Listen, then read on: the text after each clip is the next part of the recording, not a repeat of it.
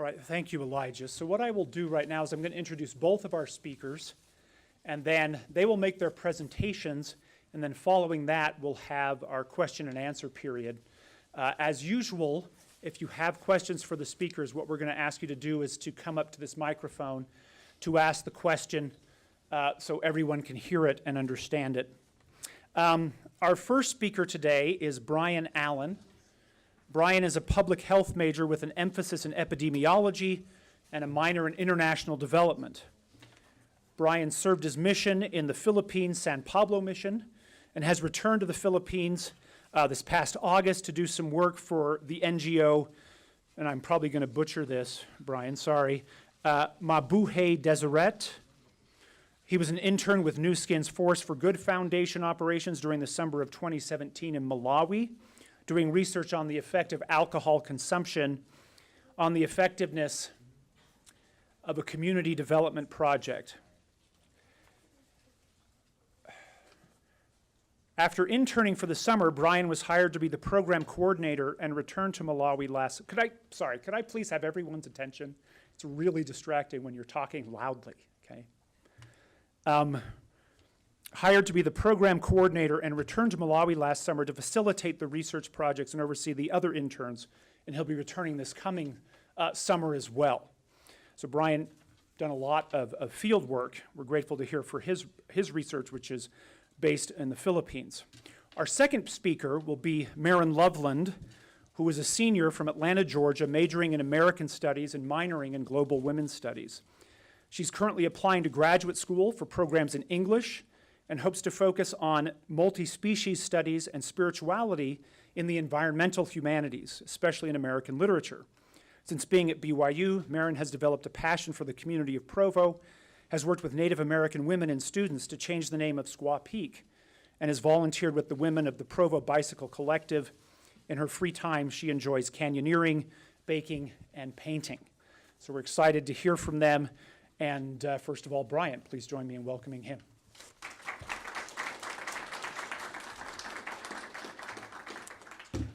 All right, thank you everybody for coming. I'm really excited to be able to share some of my research with you today. This research was done for a class. It's called Medical Geography, and it was in conjunction working with Dr. Chantel Sloan from the Department of Public Health. So yeah, ready for the slides.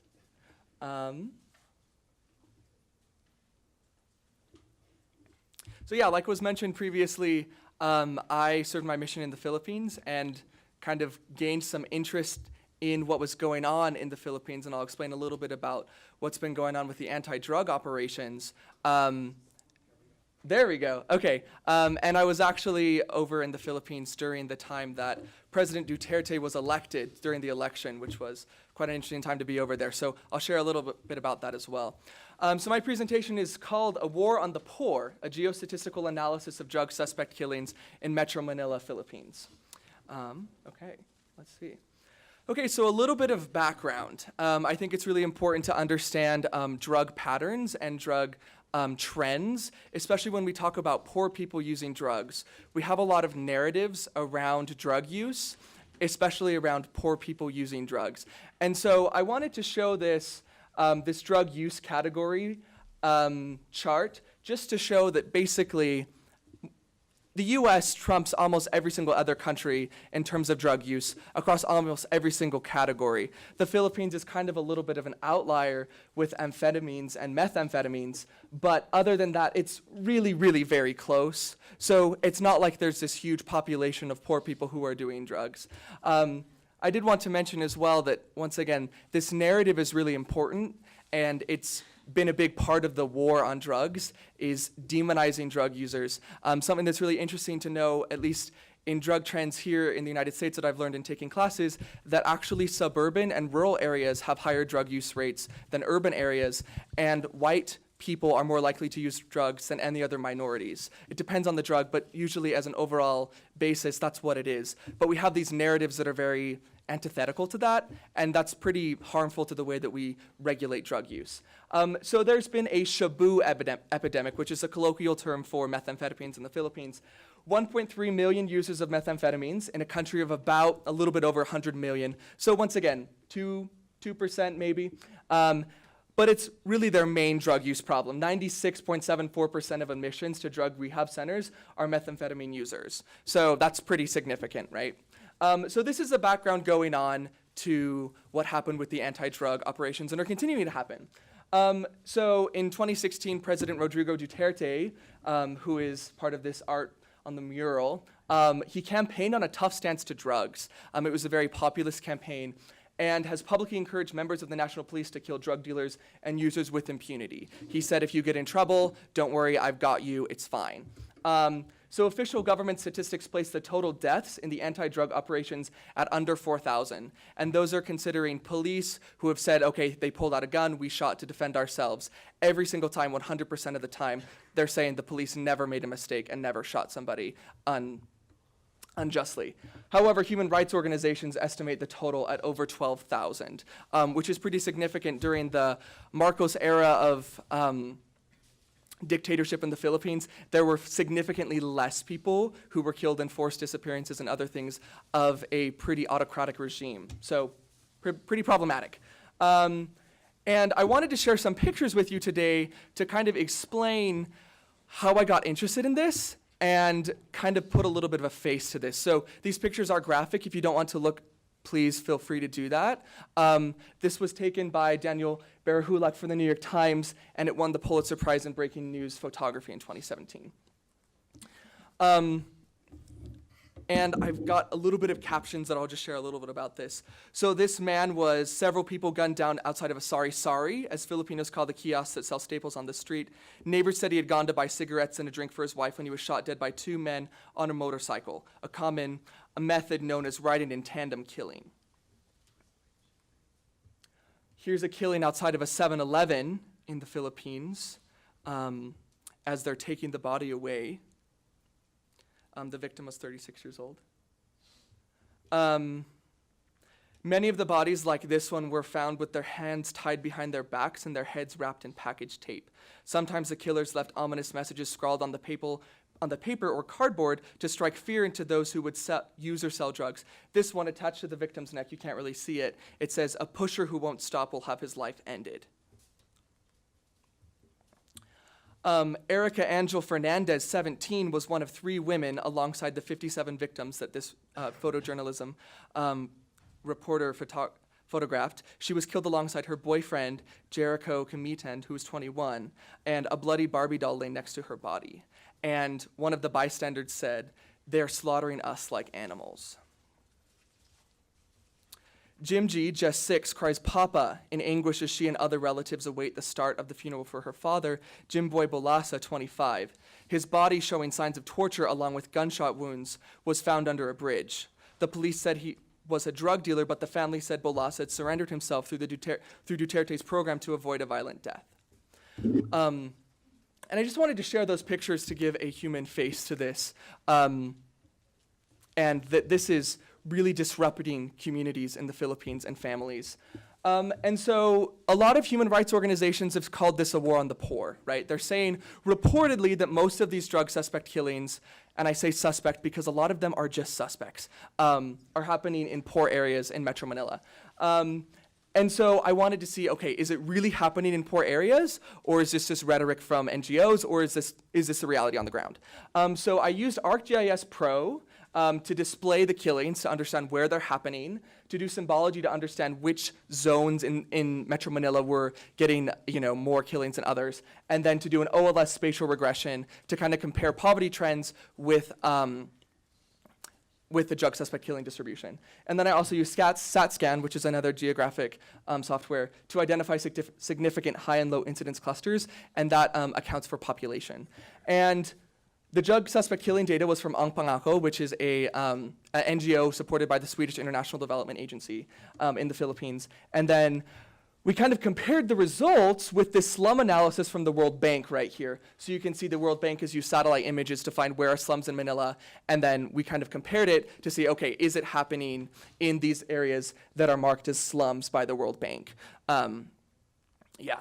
So here's the first map of drug suspect killings. So there were a total of 1,418 drug suspect killings in Metro Manila from June 30th, 2016 to February 19th, 2018 within this database. That doesn't mean that there wasn't more. This database was mostly focused on police killings, and there have been a lot of vigilante groups that people say are actually police just hiding and trying to kill people who would then accuse them of being a part of the drug trade. So this isn't the entire picture, but this is part of the picture. And the date is only till February 19th. June 30th was the day that Duterte took out of office. Okay, so here's drug suspect killings by barangay, and barangay is a kind of zone or district within Philippine cities. We don't really have anything super comparable. You can think of it as a neighborhood. And so there are 1,691 or something like that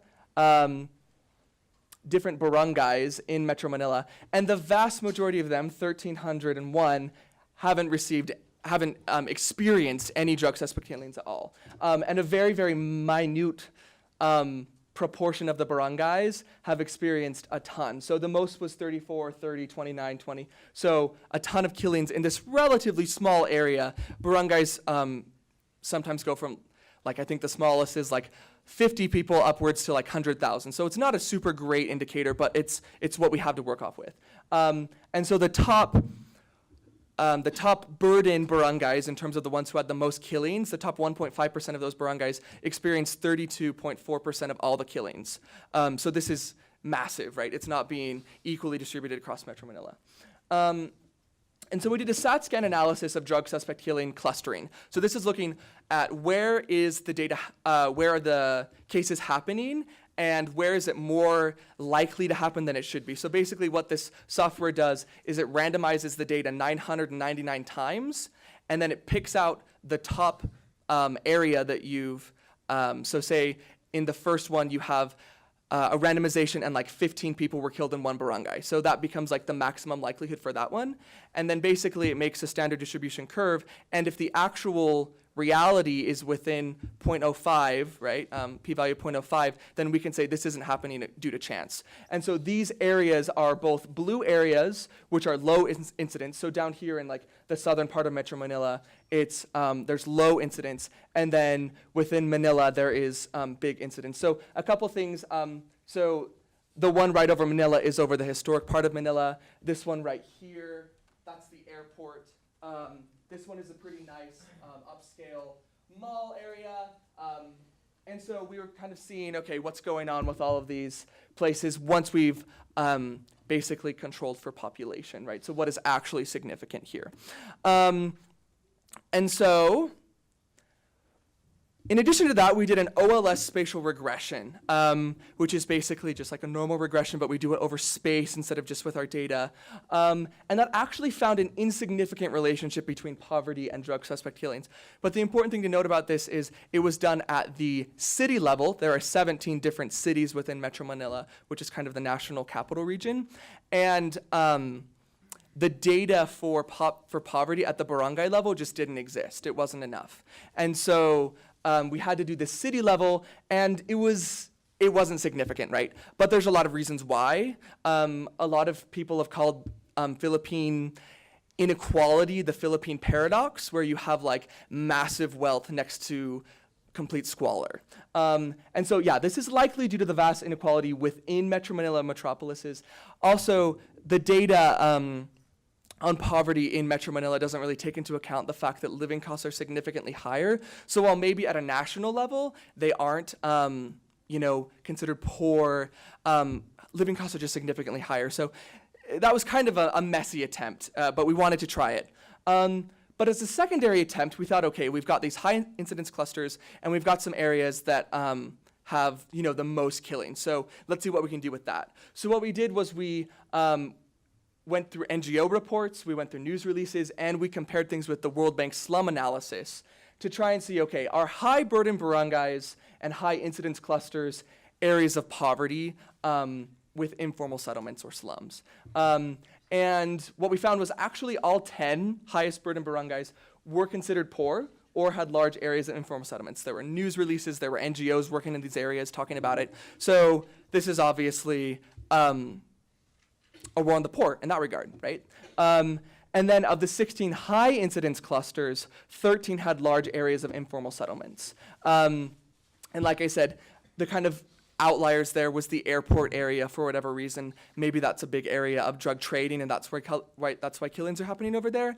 And then kind of the upscale area of SM MOA, the Mall of Asia complex, was another cluster. But it's also possible that there's a lot of construction work going on right there. So perhaps there was informal dwellers living within like unfinished buildings, or a lot of trade going on between construction workers or something like that. So yeah, once again. So that's what we found. So can we say definitively that it's only happening in impoverished areas? No. But do we have a little bit more of a sense of this is disproportionately affecting the poor? Absolutely. And so there have been quite a few, changes within the drug war. So in earlier of, I think it was last year, there was a 17-year-old boy who was killed, and there was a lot of protests afterwards because the police said, he pulled out a gun, he shot us, so therefore we shot him.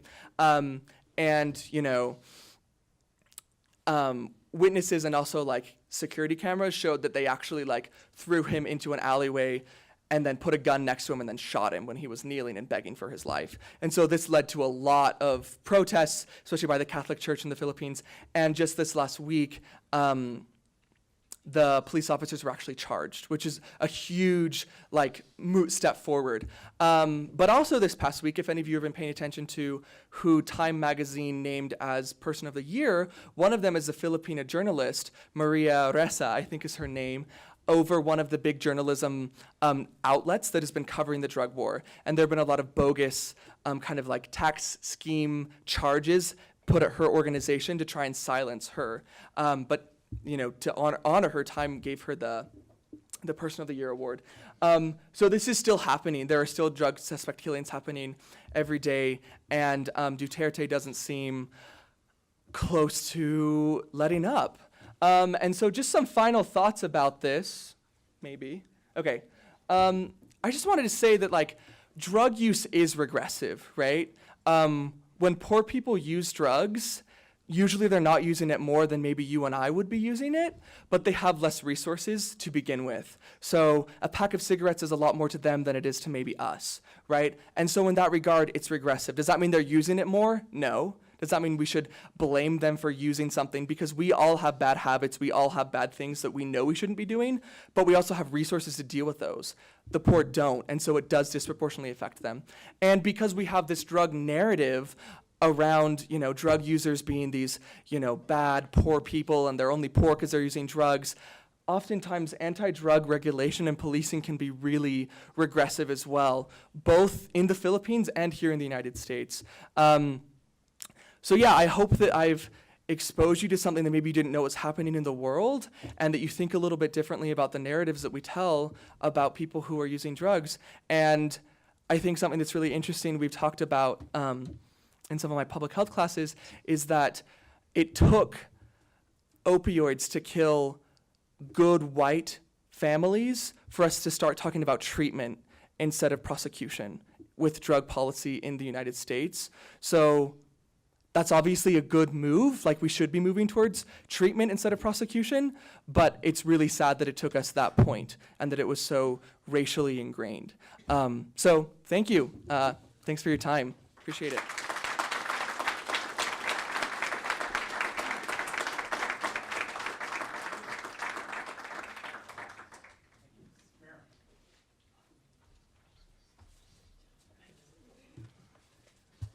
Thank you. That was really enlightening. While we wait for my slides to come up, my paper focuses on Charles Chesnutt, an African-American writer who uses an African-American dialect in his book of stories, The Conjure Woman.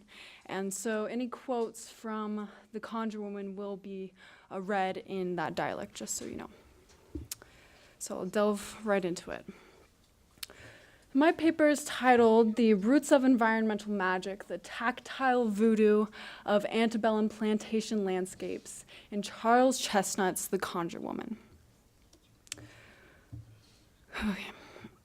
In a dusty, damp house situated in the midst of a fictional North Carolina countryside, a freed woman named Aunt Peggy lives amongst a community of freed slaves and spends her days listening to the insouciant songs of mockingbirds while taking on occasional clients seeking the aid of her conjuring powers.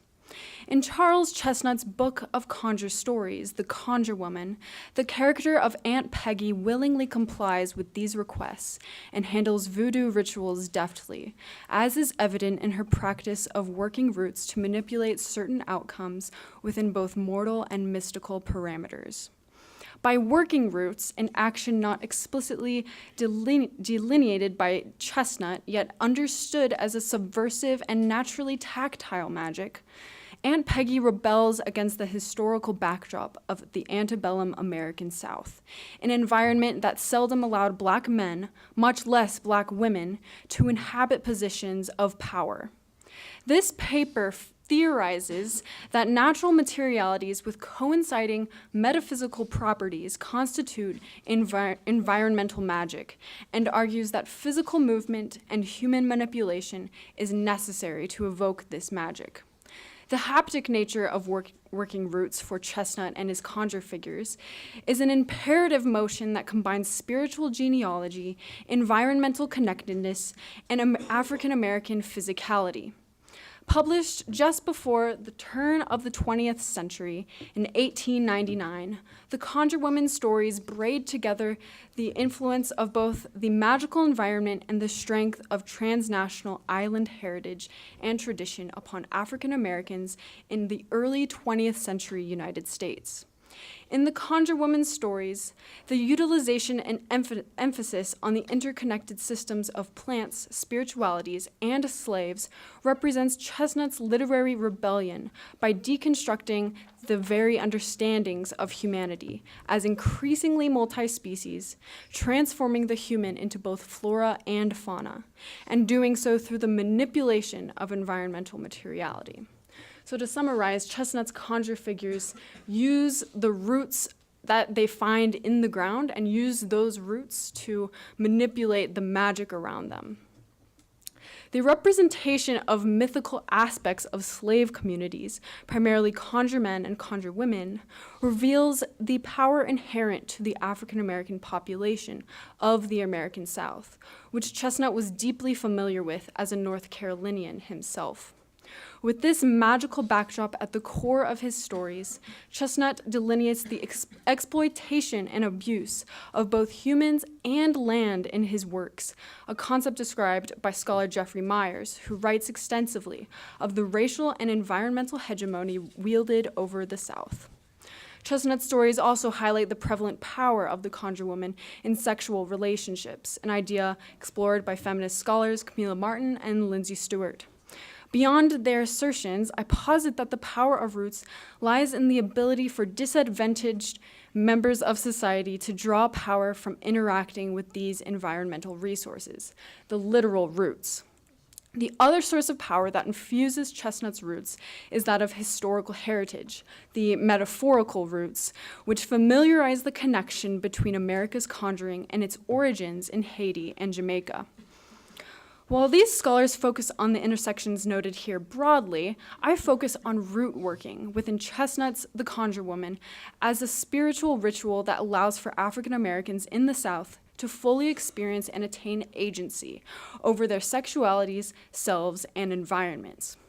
Though root structure metaphors have been increasingly exchanged for rhizomatic thinking, as conjectured by Gilles Deleuze and Félix Guattari in A Thousand Plateaus, and soon after that by Paul Gilroy in The Black Atlantic, Chesnutt opposes these arguments in creating a sort of ambulatory root in The Conjure Woman.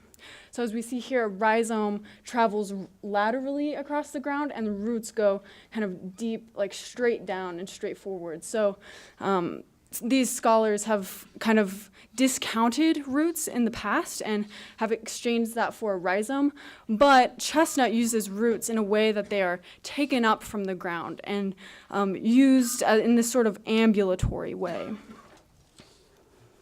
So though the integration of environmental magic, through this integration of environmental magic and root working, The characters of the Conjure Woman are able to bend, blend, and transcend time.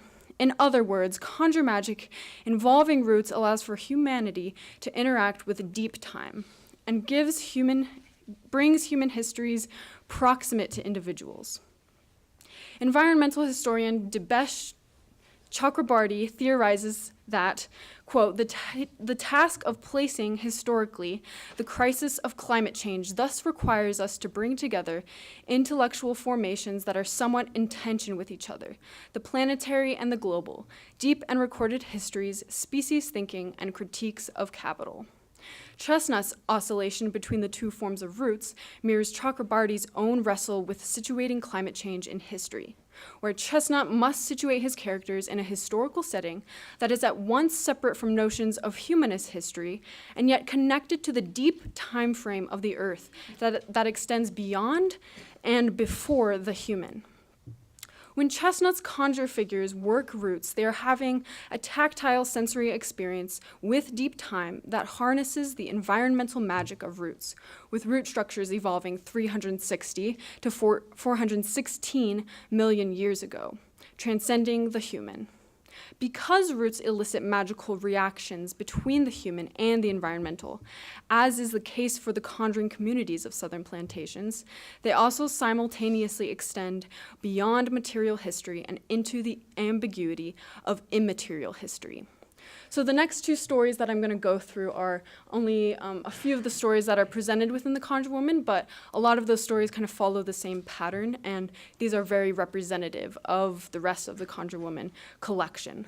And that first story is called Po Sandy, and it kind of features a man who, through the work of Tenny, is turned into a pine tree. Tenny is a Conjure Woman that he has a relationship with, and eventually through lumber production and kind of the white oppression of that landscape, he's turned into a wood to be used and is built in to be a kitchen on that plantation. So through this, Chesnutt offers an acute awareness and a localized understanding of the irreversible consequences of lumber production in his portrayal of the pine tree as a human being. The risk of this business unquestionably high for both trees and humans. Jeffrey Meyer supports this idea in saying both the bodies of slaves and the pine forests of the American Southeast had to be exploited in order to make the fortunes. In the humanizing of the land through the transition of a man into a tree, Chesnutt argues for the humanity of the land through the means of the environmental magic imbued within roots wielded by Tenny. Through Tenny's magic, Sandy is literally rooted into the earth, but his uprooting is inevitable in the antebellum context of overwhelming white, environmental, and racial domination. Sandy's transformation into a tree also displays an essential aspect of Caribbean spirituality made manifest in Chesnutt's American landscape. The Haitian spiritual figure named Loco is described as a he of the trees and indicates the intense connection between trees as beings worthy of protection and conservation. In Haitian Voudou, the tree is such a central figure that it acts as a means through which spiritual forces are mediated into the physical world. Voodoo priests and priestesses, taught by Loco, learn to harness the properties of trees to become powerful healers, much like Chesnutt's conjure men and women, whose closeness to trees and roots defines a central aspect of their spirituality and power. Moreover, the most ancient spiritual divinity, or Loa, is the root Loa, that is primarily concerned with its roots without end, which the Loa celebrates through engaging in song. As Maya Deren intimates in her book Divine Horsemen, the Loa aren't necessarily spirits of the trees, but rather these spirits inhabit trees, because trees are the preferred space of physical residence for all spirits without bodies. So now we'll transition into the Gray Wolf's Haunt, which, like Po Sandy, features a transformation, but instead of transforming into vegetation, the man featured in the story, whose name is Dan, he talks to Aunt Peggy, the conjure woman, to get himself turned into a wolf to kind of hide. So we'll transition to that part. Although Chesnutt presents spirituality in an enlightened and interconnected way, he retains structures of patriarchal power through the transformations of men into feral creatures, through the magic of root working. The power and domination practiced by conjure men and enslaved men over enslaved women is exemplified in the Grey Wolf's Haunt, which demonstrates the heterosexual hierarchy that proliferates Chesnutt's stories, despite the power he gives to conjure women through root working. The Grey Wolf's Haunt, however, reinforces the ways in which slave women were oppressed and harmed in their function as property within the slave community, proven within the tale where human ferality represents the masculine domination of women and the perpetuation of violence from men to men and from men to women. In the Grey Wolf's Haunt, the enslaved character Dan feels envy and anger when a conjure man's son attempts to attract his wife, Mahali, and kills him. The killing of the conjure man's son is Dan's retaliation against the son's attempt to invalidate Dan's masculinity and sexual hegemony over Mahali. The conjure man, wanting to avenge his son's death, turns Dan into a wolf, then deceives him into murdering his own wife, after which Dan's realization of this horror causes him to slaughter the conjure man. In this cycle of male violence cemented in the roots of heterosexual love and dominion over women, Dan's transformation into a feral wolf displays the collapsing of the human into the animal in such a way that reinforces the sexual hierarchy and perpetuates the practice of violence commonplace on plantation landscapes. In Dan's regression into the ferality of the instinctual violence of the wolf, Chesnutt collapses the boundaries between the human and animal, reflecting a refusal to adhere to demarcations of the human, yet upholding the parameters of hierarchy and gender. To conclude, the Conjure Woman, roots are the physical and ideological symbols that unite each of the stories and serve as a source of power for the figures of Conjure, particularly Conjure Women. Aunt Peggy is illustrated pounding up roots and herbs with a pestle and mortar, and she demands payment to work her roots, and buries potions under roots of other trees. Aunt Peggy's interactions with roots are dominated by powerful, active rhetoric, a reflection of their environmental magic on her clients, and a reclamation of power in what could be outwardly perceived as a powerless situation. Chesnutt's characterizations of Aunt Peggy and Tenny particularly subvert the late 19th and early 20th normalization of racial dominance and prejudice against African Americans, declaring Black women to be something beyond human, as opposed to what antebellum America declared them to be, beneath human. Chesnutt's defining of North Carolina's spatiality through the establishment of the Southern environment encompasses what conjure women and men, both in and out of fiction, know too well to be true, that roots are the historical, social, and environmental magic that sustain and connect the ecology of the human, the environment, and the ambiguous mysticism that surrounds it all. Thank you.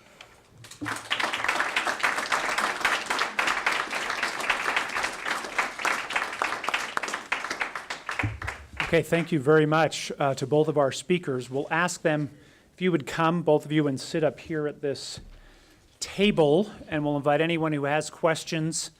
We have, some of you will have to leave in about 5 minutes for class, that's fine, but we'll try to continue if there are questions till the top of the hour, so please come over here to the microphone. Hey, I'm Kyle Mahaffey. I served in the Philippines as well, and during my time there, I saw that at least the people in my areas weren't too fond of Duterte, but I know that he won kind of by a landslide in the presidential election. So I was just wondering, like, as of right now, with all this problem with the drug war, like where he stands, like how popular he is among the people. Yeah. Okay. So that's a really great question. So he did win in a landslide. He won like really with quite a margin. Facebook has called the Philippines patient zero in misinformation and fake news. So Duterte had kind of like legions of people on Facebook who would either decimate anybody who had different opinions or just disseminate false news. Like you think, like I'm sure you have a lot of friends who are Filipinos on Facebook. Like if you think you guys see fake news, like you should check out my Facebook feed sometime. Like some of the stuff is just unbelievable, but it's shared millions of times. Like 97% of the people in the Philippines access the internet through Facebook. And so that's been a huge part of the drug war, is any sort of like aggression against the drug war is like disseminated. But the good news is after Kian de los Santos, the 17-year-old guy that I mentioned earlier, was murdered, there has been a lot more proactive action against Duterte, and his like popularity has fallen. So he's still pretty popular though. Okay, I also have a question for you, Brian. And I just wanted to know, what treatment do you suggest that could also help drug users, but also stop the drug suspect killings in the Philippines? Yeah. Can changing narratives be a treatment? I don't know. Like, obviously that was like a big part of my presentation, but like we really have to change the way that we talk about drug use. And I think that like, yeah, we need to classify it as a medical disease that requires attention, and less of like a moral failure that requires prosecution. Obviously we need to like stop like the methamphetamine market from continuing to expand within the Philippines, and there is going to be some sort of like supply reduction strategies of like limiting, you know, methamphetamines from coming to the country. And you know, we probably do want to like do some sort of prosecution towards the kingpins, right, the ones who are really making the money. But the everyday guy on the bottom who's trying to make some money for his family, we probably shouldn't be killing, right? One of the things that was really tragic was I read this article. These two guys were killed because they had $10 worth of methamphetamines on them. Like, can you imagine killing somebody for $10 worth of drugs? It's unbelievable. So I don't know. I think we really need to change the narrative. My question's also for you, Brian. So yeah, besides changing the narrative, like what do you think will actually happen next in the Philippines in regards to the drug war? Like, it's nice to say that the narrative will change, but how do you think that'll actually happen? Yeah, so the Catholic Church is a really powerful institution in the Philippines. About 85% of people in the Philippines are Catholic. And the Catholic Church, especially like the Archdiocese of Manila, have been really, really more so active on like calling out Duterte and calling out these like vigilante killers. So I think that's going to be good. It's kind of some grassroots work from a trusted institution in the Philippines that people, you know, they like the church, they like all those things. And I think, yeah, like I mentioned before, the fact that like finally some police officers were charged, this is a huge move forward. I mean, I would have loved if when our president went and visited the Philippines, he would have said something about the drug war, but he said they were doing a great job. So obviously problematic. Okay, my question's also for you. And I'm wondering how your research can be used by NGOs and other organizations. That's a really good question. So me and my professor have joked about publishing it, but I was like, I want to go back to the Philippines, so maybe not while he's still in office. He's been like basically expelling people, like foreign nationals who have been against his work, and so I don't know if we're going to publish it or not. We are figuring that out, but I would like to publish it. I would like it to get to, you know, add a little bit more validity to when Human Rights Watch says this is a war on the poor. We can say it is, like we've seen it. But yeah, that's a big question of taking research to policy. I'm not quite sure. Okay, so my question's for you too. With your research and everything that you've learned, do you think there'll be a stop to all of it soon, or do you think it'll take a while? Philippine presidents are in office for 6 years, so we are 2 years in, and there is limited, yeah, so all the opposition is kind of like crumbling, and so, I don't know, I think we need more international response. There is a case against Duterte at the International Criminal Court, so hopefully that goes forward, but as soon as that case passed, Duterte withdrew from the International Criminal Court. So, I don't know. Okay, I have a quick question for Maren.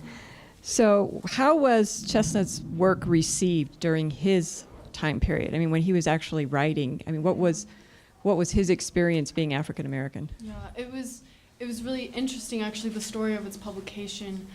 He was writing for white audiences primarily, and white audience really liked, Chesnutt had a lot of other work that he was going to publish, but the white publisher at Houghton Mifflin really liked the Conjure stories, and evidently like his consumers really liked those stories as well. And it's interesting because they were popular for a little bit right when they were published, and then they kind of had a dormancy, and then they were reawakened in the civil rights movement, where people realized that Chesnutt was doing things that were really subversive in actuality, even though they kind of seemingly seemed to put white people, or like the white slave holders and owners, kind of at a position of power, but really the people in his works that have power are the African American individuals.